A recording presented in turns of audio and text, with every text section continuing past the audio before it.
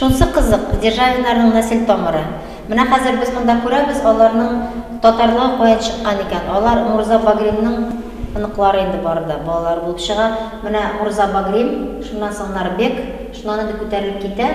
Гаврил Романович Державин монда, инде икәннең хатыны шуның белән тамыр эзлеп була. Язучы калдырган истәлекләргә музей хезмәткәрләренең сөйләвенә караганда, Державин чыннан да аеруча гомернең соңгы елларында Казанны сагынуын, үзенең татар нәселеннән булуы хакында горурланып сөйләгән. Казан син минем туган якларым дип, гелдә мин татар баласы дип, аның шигырьләрендә сагынып сөйли ул. Ул кеше яшьтән үк матурлыкны, тирә-юньдәге гүзәллекне күрә белгән. Кайчандыр аның йорты булган. Бүгенге музей заллары булып йөргәндә, моңа тагын бер кат инанасың. Ул хәтта сарайындагы бер бүлмәсенә ябыштыру өчен абыйларны саламнан эшләткән. Аларны кул белән эшләгәннәр, менә монда салам, аның өстендә төрле төстә йеннән ипләр эшләнгән. Бу искиткеч эш, аны кул белән эшләгәннәр. Ул чордагы бик күп байлар һәм хөкүмәт хезмәткәрләре сыман Гавриил Романович Державин да үзенең сараенда үй театры булдырган. Бөтен бай илләрдә үзләренең театрлары булган. Гавриил Романович Державин кунаклары белән очрашканда, монда килгән, ушы театрга алар чыкканнар. Сөйләшү залыннан, монда аның пьесалары куела, аның дуслары ул пьесаларда уйный, кунаклары утырып карый. Йортның икенче катында Гавриил Державинның башка бик күп бүлмәләр белән бергә аның бай китапханәсе һәм эш бүлмәсе урын алган. Андагы җиһазларны да ул махсус заказ белән үзе башкарган сызымнар буенча эшләткән. Бүлмәдә бер генә дә артык әйбер юк. Барысы да гади һәм уңайлы җиһазлар гына. По периметру кабинета книжные шкафы, часть из которых обманки. На самом деле это двери. Сейчас все шкафы закрыты, и создается полное впечатление, что в комнате вообще нет никаких дверей. Заманында бу заллар буенча шул чорның танылган сәясәтчеләре, язучы шагыйрьләре йөргән бит. Кышкы озын кичләрдә монда җыр музыка, шигъри әсәрләр яңгыраган. Менә хәзер без сөйләшү бүлмәсендә. Монда Крылов та булган, Шишков, Хвастовлар бик күп лаеклы кешеләр җыйналган. Музей хезмәткәрләре белдергәнчә, Гавриил Романович кешеләр белән аралашуны, һәр төрле аш мәҗлесләре уздыруны яраткан. Шунлыктан аның аш бүлмәсе дә берничә дистәдән артык кешене сыйдыра алган. Менә бу өстәл былай бәрәкә генә күрәлә. Менә борынгы заманда өстәлләр шунхат ачыла, 40 кеше сыя. Менә уш өстәлгә шунхат бөтен нәрсә матур эшләнгән. Гавриил Романович Державинның әле шундый шигырьләре калган. Менә сез хәзер килегез, монда менә балык та тора, каймак и борщ. Менә ул татар сүзләрен гелдә кулланган үзенең шигырьләрендә. Каймак и борщ. Ләкин ризыклар икенче каттагы затлы кунакларны сыйлый торган әлеге аш бүлмәсенә күтәрелгәнче сарайның беренче катында урнашкан аш-су бүлмәсендә әзерләнәләр. Бүген биредә шул чорның бөтен барлыгын чагылдырып, хуҗалар тарафыннан яратып ашала торган ризыкларның муляжлары да куелган. Монда йөргәндә үзеңне ирексездән 18нче гасырдагы кебек, янәшәңдә бу затлы йортның хуҗалары да басып тора сыман тоясың. Аш-су бүлмәсенә хуҗалык күрсәтмәсе дә эленгән. Аң буенча без күрәбез, аш пешерү осталары иң беренче эшкә килгәннән соң ак халат кигәнче утын, су ташып куялар, аннан соңына киемнәрен алыштырып, өсләренә ак халат кигәннән соң инде аш-су әзерләргә керешергә тиеш булалар. Аш-су пешерү өчен аларга монда кулинария буенча төрле рецептлар куелган. Мисал өчен балыкны духовкада кыздыру буенча эшти әзерләү, төрле пирог һәм бәлешләр әзерләү серләре язылган рецептлар да куелган. Biz булган салам бүлмәдән ишекләр Державинның йорты янындагы бакчасына алып чыга. Билгеле, мондагы матурлыкны сөйләп аңлатып бирү җиңел түгел. Агачларда кошлар сайрый. Кичкенә генә инештә үрдәкләр йөзә. Чәчәкләрнең ниндие генә юк. Гавриил Романович менә бу өйне сатып алгач, ул әле бакчаны, аның бакчасы түгел. Ул менә гелдә уйлый, ул бакча ничек булыр, аның хатыны бик инде хыяллана бакча булсын дип. Шуннан соң Гавриил Романович эшләп, акча булып, алар менә ушы бакчаны алалар. Ул заманада мондый бакчаларны польский стильдә эшлиләр. Һәр заманда үзенең бер модасы бар бит инде. Менә польский стиль. Моннан 3 ел элек Әлфия һәм аның дуслары тырышлыгы белән әлеге бакчага Державинның туган ягы, Татарстанның Лаеш районыннан берничә яшь имән агачында китереп утыртканнар. Алар менә кышны үткәрделәр инде, үсәләр тырышып. Алар төрле монда, ләкин алар бит инде природадан алынган. Менә бездә бик суровый климат, но бик тырышып үсәләр. Данлыклы якташыбызның музей утарына иң зур бүләкне 2011 елда Татарстан президенты Рөстәм Миңнеханов биргән. Музейга бүләк итеп ул Гавриил Романович Державинның һәйкәлен тапшыра. Санкт-Петербург шәһәреннән Рамис Сафин, татарлар. Бүген илебезнең төньяк башкаласы исемен йөртүче Санкт-Петербург шәһәрендә Юсуповларның берничә йорты була. Шәһәрнең Мойка елгасы буенда урнашкан менә бу зиннәтле бинаны алар 1830 елда сатып алдылар. Бу йортта алар торганда, аларның эчендә дә йортның тышында да үзенең татарлыгын алар бер кашан да онытмаганнар. Менә без монда гербны күрәбез. Агачтан эшләнгән. Менә аның өстендә уң яктан кеше тора татар күлмәгендә. Шуннан соң без күрәбез монда арысланнарны, без күрәбез монда йылдызларны. Менә алар үзенең татарлыгын гербка кертеп калдырганнар мәңгелеккә. Россия дәүләт архивында 1602 елдан бирле сакланган Әбүбәкердән князь Юсуповларның шәҗәрәсе дигән язмадан күренгәнчә, бу нәселгә нигез салучы Мөхәммәд пәйгамбәрнең кияве һәм дусты Әбүбәкер була. 12нче гасырда әлеге нәсел дәвамчылары хәзерге Дон, Идел һәм Урал буйларына килеп төпләнә. Казан ханлыгының соңгы ханбикәсе, аянычлы язмыш иясе Сөембикә дә нәкъ менә шушы нәселдән була. Ул Нугай ханы Юсуфның кызы. Аларның нәсел шәҗәрәсе әнә шул хакта сөйли. Менә бу агачта без күрәбез. Менә монда Муса, әтисе Юсуф, хан Юсуфның әтисе. Хан Юсуфның инде шуннан Илмурза, Сиюш, менә Сиюштан бөтен нәрсә китә, ишлай менә бөтен тамыр килеп чыга. Юсуфлар гөлдә саклаганнар Сөембикәне үзенең күңелендә. Менә бу залда да күрсәтелә менә бу рәсем. Сөембикә үзенең улы белән Утимиш белән Мәскәүгә алып китеп баралар Казаннан. Алар гөлдә монда Сөембикә турында күрсәтәләр. Феликс Юсупов та бөтен Юсуфлар бөтен үзенең китапларында язып баралар. Безнең тамырлар беренче татар мурзаларыннан Казан ханбикәсе Сөембикәдән. Кызганычка каршы бу вакытта тегеләргә 1681 елда алар мөселманлыктан ваз кичеп православие диненә күчкән булалар. Рәсми булмаган тарихи чыганаклар буенча Абдулмырза Юсупов христианнарның итле ризык ашарга ярамаган ураза вакытында зур дәрәҗәле рус руханиен каклаган казыты белән сыйлый. Һәм соңыннан үзенең бу төптән уйланмаган гамәле өчен ул чак кына бөтен байлыгыннан һәм зур җир биләмәләреннән колак какмый кала. Патшадан һәм дин әһленнән гафу сорап православие динен кабул итә. Тик нигенә булмасын, алар үз фамилияләрен саклап калалар һәм гасырлар дәвамында гаилә гербында ярым айны да калдыралар. Бүген Юсуповлар сараенда сакланучы кайбер рәсемнәргә күз салсак, җан тартмаса, кан тарта дигәндәй, үзләренең тамырларын саклап, төрки үз киемнәрендә үз итүендә күрәбез. Бу отта утырган князь Борис Николаевич Юсупов, менә монда инде алар татарлыгын бу күрсәтә. Монда бөтен нәрсә восток белән чагыштырылган. Монда Албарысның накидка санарда, восточная сабля, кием башлары, аяк киемнәре, һәммәсе менә востоктан чыкканын күрсәтәләр алар монда. Кызганычка каршы ни сәбәпледер озак еллар буе Юсуповлар нәселендә туган балаларның бары тик берсе генә исән кала. Калганнары бик яшьли үлеп баралар. Менә ни өчен аларның бер генә балалары кала барган инде. Менә мин сөйләү буенча императорның йортына кирер өчен мусулманлыкны христианствога әйләнергә кирәк булган. Шуның өчен дә аларның тәкъимендә шундый решениялар алар берсе килә аларның и православие ала. Шуннан шундый легенда бар. Ул көнне Ибрагим анарга килә. Ул менә христианство алганда. И ул анарга әйтә: "Син бик бай буласың. Син христиан булдың. Син бик лаеклы буласың. Син гелдә тик патшалар арасында йөрисең. Синең тәкъимең мәңгелеккә китәчәк исеме белән. Но син мусулманлыктан киттең, шуның өчен синдә корбан бар. Бөтен балаларың син китеп бара, бер балаң гына 26 яшьтән калып бара." Бүген Юсуповларның иң өлкән нәсел дәвамчысы, 76 яшьлек княгиня Ксения Юсупова-Шереметьева Франциядә яши. 1968 елда аның кызы Татьяна дөньяга килә. Татьянаның 2 баласы бар. Беренче кызы Мария, оныклары инде Ксения Николаевна. А менә тагында икенче оныгы туганда Ксения Николаевна бөтен үзенең туганнарын чакыра да әйтә: "Балалар, безнең тәкъимдә мусулманнар бар. Әйтәгез, бу кызга без мусулман исемендә бирик. Бәлки менә ничектер тәкъдирләре үзгәреп китер."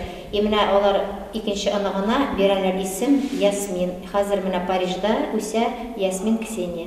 Ксения Юсупова-Шереметьева моннан 7 ел элек беренче тапкыр Татарстанга килде. Ул Казан Кремлендә булып, ерак туганы исеме белән аталучы Сөембикә манарасын карады. Монда алган уй кичерешләре хакында безнең белән уртаклашып ул. Сөембикә манарасының ташларын сыйпаганда, еракта калган апамның кул җылысын тыйгандай булдым. Һәм Кол Шәриф мәчетенә кирип беренче тапкыр вафат булган туганнарыма дуга кылдым дигән иде. Княгиня Ксения Николаевна Казаннан кайткач булган беренче рәсми очрашуда бик күпләрне гаҗәпләндереп, тәүге тапкыр үзен «Мин татар кызы» дип игълан итә. Шулай итеп, 17 гасырда яшәгән әби бабаларының язмыш хатасын 21 гасырда анаклары төзәтә.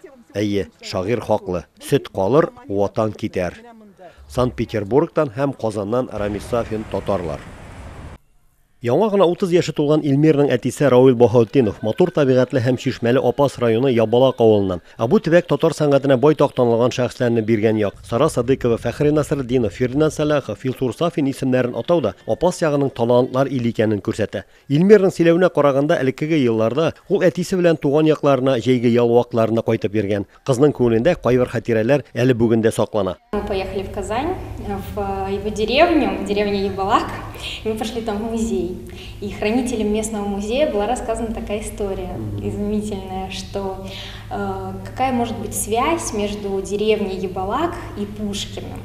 И оказывается, в Казанской газете была статья, что вот из этой деревни, да, как бы вся родня, и вот, значит, папа из этой деревни, вот он исполняет роль Пушкина в Кировском тогда театре. То есть, ну, вообще премьера этого балета, это по тем временам было такое очень большое событие. Алма агачыннан ерак төшми дигәндәй, Раул абыйның кызы Илмира да әти-әнисе юлыннан китә. Сабый чактан ук сәхнә тирәсендә бөтерелеп, грим исен иснәп үскән кыз һөнәр сайлаганда зак уйлап тормый. 1991 елда ул Ваганова исемендәге Рус дәүләт балет академиясына укырга керә. Безусловно, это такой для детей. Мы поступаем в академию, да, ну, или в училище балетное в 10 лет, когда еще это совсем дети, которые верят в сказки, а балет это, конечно, такая красивая сказка, все сюжеты балетные, да, это сказочные, в отличие как раз от оперы, красивые костюмы, да, феерия спектакля, конечно, все это заманивает.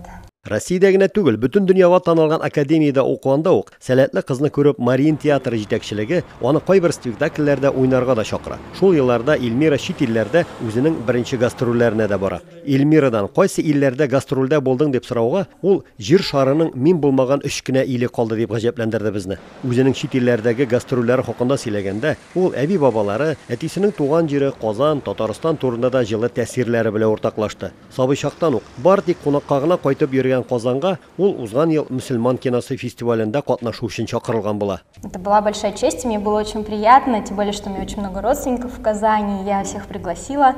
Вот, ну, то есть как-то это такие мои корни, это мне было вдвойне приятно. Гомумән Казан турында Илмира заклап сөйләшергә, аның мәчетләре, тарихи урыннары хакындагы хатирәләре белән уртаклашырга ярата. Казанда булмаган хезмәттәшләремә дә 100 тапкыр ишеткәнче, бер тапкыр барук күрүем хәерлерәк дип әйтәм ди. Когда мы были в Казани на фестивале мусульманского кино, конечно, я просто очень порадовалась за Казань. Фантастически, такие красивые здания, столько всего выстроено, чисто, красиво, просторно. Очень здорово. Мы посетили, естественно, Кремль, мечеть. Данлыклы театр биючесе Илмира шушук театрда эшләгән әти-әниләре белән дә горурланып сөйли. Горурланмаслыкта түгел бит. Әтисе Россия сәхнәсендә беренче тапкыр балетта Пушкин ролен башкарган кеше. Аккыш күле, Бакча сарай фонтаны, Дон Кихот кебек оперларда да төп рольләрне башкарган биюче. Это фотография папы с мамой. Они вместе очень много танцевали, познакомились в театре. В дальнейшем их тоже не только личный, но и творческий путь лежал вместе. Очень много гастролировали, очень много разных партий исполняли. Вот мы показывали фотографии из балета «Сильфида». Вот очень часто вместе танцевали. Инде саубулашыр алдыннан ул безнең телевизор караучыларга бүләк итеп Фәрит Яруллинның Шүрәле балетыннан Сөембикә вариациясын башкарды.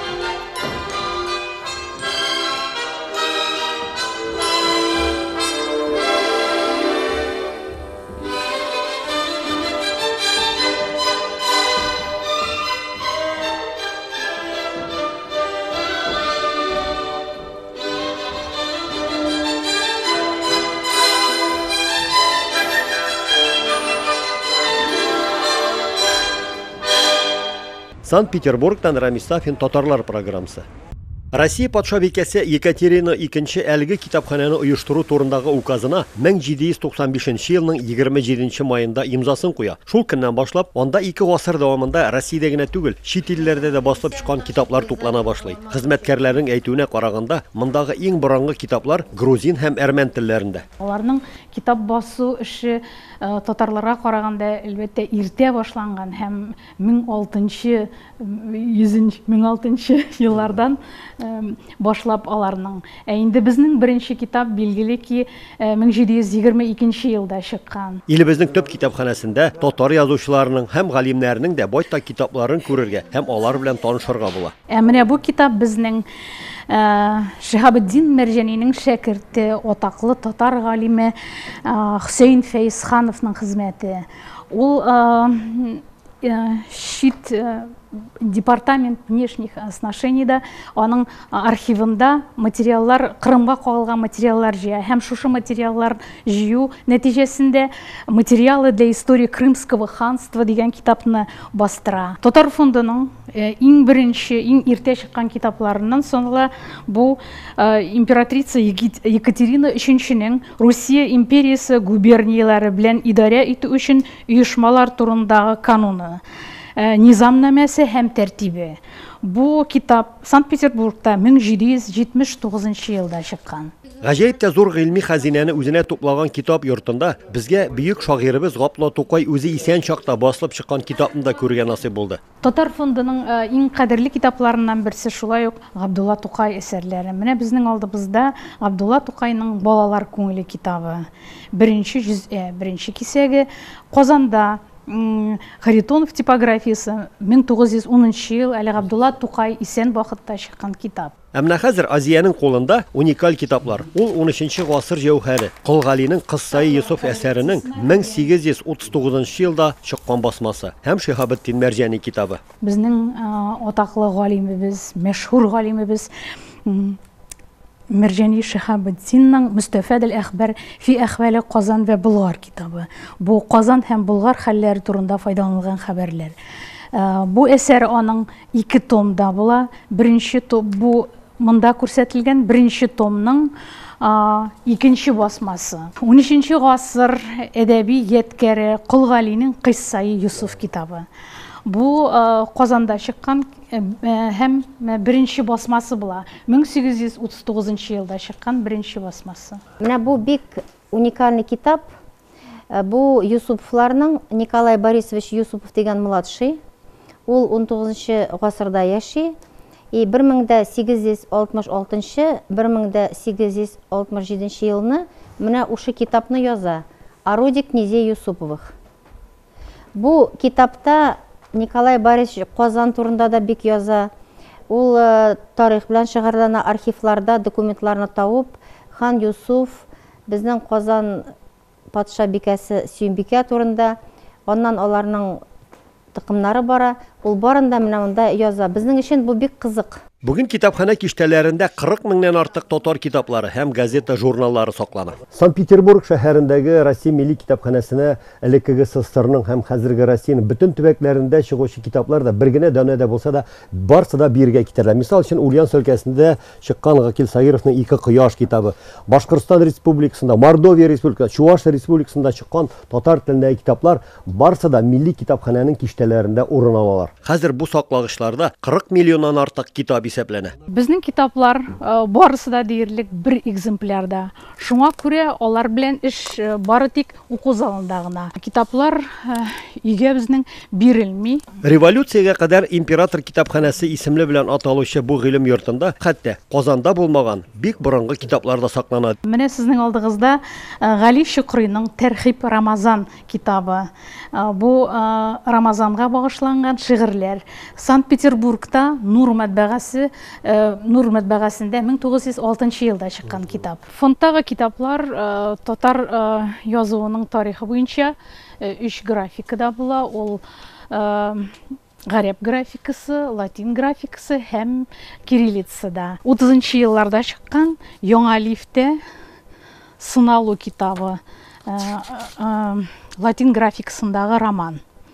Вилли Бредельның сыналу китабы тәрҗемә тәрҗемә әсәре латин графикасында 30-нчы еллар язу. Әлбәттә, китапханәнең бу саклагычларына җиңел генә эләгеп булмый. Шөкер, безгә журналист таныклыгы һәм Питердагы актив җәмәгать эшлеклесе, күптәнге дустыбыз Әлфия ханым Рахматуллина ярдәм итте. Ерак гасырлардан килгән һәм бүгенге көндә чыккан китапларны ут күздән, су басулардан саклау өчен алар менә шундый тимер шкафларда торалар. Аларны монда чын мәгънәсендә күз карасы кебек саклыйлар. Чөнки алар кире кайтарып алмаслык зур хәзинәбез бит. Санкт-Петербург шәһәреннән Рамис Сафин, Татарлар.